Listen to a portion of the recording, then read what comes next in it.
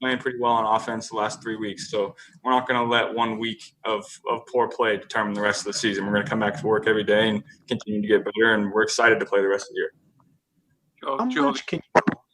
How much can you and how much did you learn when you popped on that film from Sunday against Baltimore? I learn a lot every week from the film.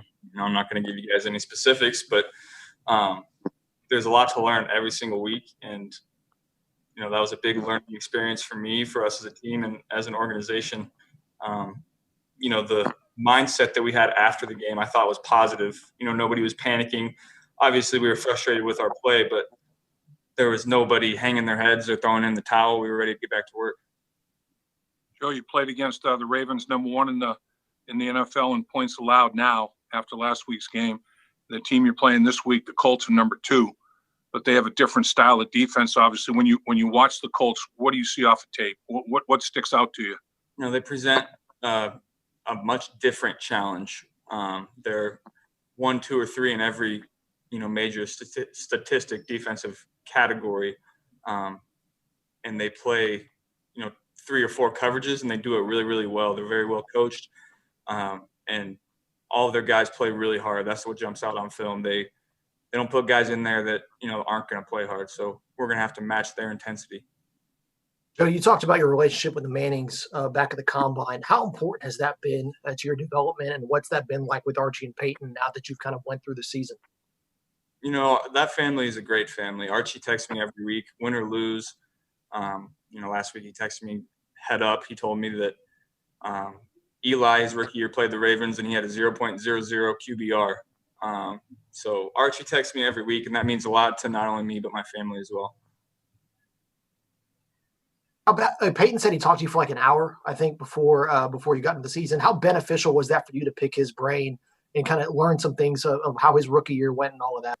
Yeah, it was great. I have a couple pages of notes from that conversation, and I go back and visit those every now and then. But I think it's refreshing for me and great for me to have a guy like Peyton and some other veteran quarterbacks that played a long time or in the Hall of Fame. Guys like Kurt Warner, he texts me every week as well.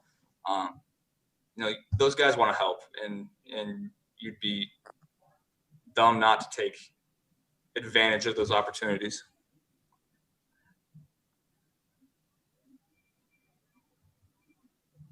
Obviously, the advice they give is more broad-based. It's not game plan specific or anything else. They're just talking about mindset, approach, all that sort of stuff. Yeah, obviously they don't know, they don't know the offense, and they don't know the game plan every week, but they know football and they know quarterbacks, and so that's, like you said, the broad aspects of playing quarterback. You give your impressions, Joe, of Phillip Rivers of the Colts, future Hall of Famer? I don't watch any Colts offensive film, but obviously he's one of the best to ever do it. He's been playing a long time, and I hope to have as good of a career as he has. What's the best piece of advice you've gotten from any of these, retired veteran quarterbacks that are still, highly interested in the game and highly interested in quarterback play? What's the best piece of advice, or maybe even more from anybody? Oh, I don't know.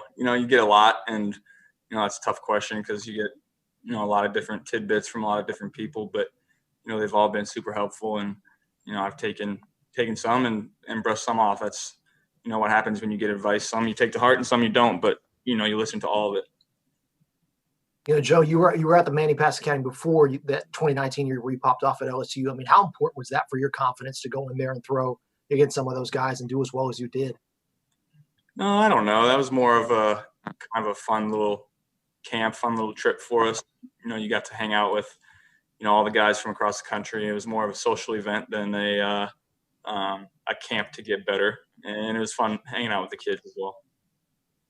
You mentioned, Joe, that the Colts defense is near the top in just about every important category. One is interceptions, 9 picks already. Are they getting those in just about every way that you can? Yeah, I mean, they do a great job of understanding their defense and understanding the weaknesses of their defense. So, every coverage has a weakness, and it's usually, finding the one-on-one and utilizing that leverage to find grass in the field. And each individual player does a great job of understanding the weakness of the defense and changing their leverage and changing, how they play individual coverage based off of each collective coverage. An example of that was, the Ravens last week. I threw a post over the top and they were playing quarters coverage, and that's what you want to do against quarters. But the corner played inside leverage and on top because he knew that the weakness of that defense was throwing the post over the top. So, great defenses do that. Go 2 more minutes with Joe, guys. Joe, does your journey that you've taken, it wasn't all peaches and cream for you. You had some adversity you faced during your journey to the National Football League. All those experiences that you've endured, does it help you get through something like what happened last week? Yeah, but I think everyone's overreacting a little bit right now. We just got off of 3 straight weeks of 300 yards passing. We've been moving the ball up and down the field, and we had a bad game. That's going to happen in the NFL, but you have a short memory as an offense and as a quarterback, and you're going to go out there and execute the next week. Joe, did you you talked previously about how you guys have meetings on Saturday nights about the plays you like with Zach and Brian. Do you have sit downs with a guy like AJ and talk through plays that you guys like for each other during the week? And what are those been like? It's not a formal setting, but throughout the week, we'll come up to each other and talk about certain routes on certain plays against certain coverages, how each of us expects it to be run and expects the ball to be. So, it's just little informal conversations throughout the week that, really make or break the offense. You go into some of the games with some of those plays, particularly for a guy like AJ, in the back of your mind and thinking that, okay, this is one where obviously your reads, but where you're really trying to get him involved. Say that first part. You were cutting out a little bit at the beginning. Oh, sorry. I said you go into games knowing that there's some of those plays that you're specifically going to be looking for AJ. I mean, your reads, but are there some where you're like, this is one where I really want to make sure I get AJ involved? Yeah, you game plan plays to get certain guys involved against different coverages and utilize matchups. So there are definitely those plays, yes. One last question for Joe. Go ahead.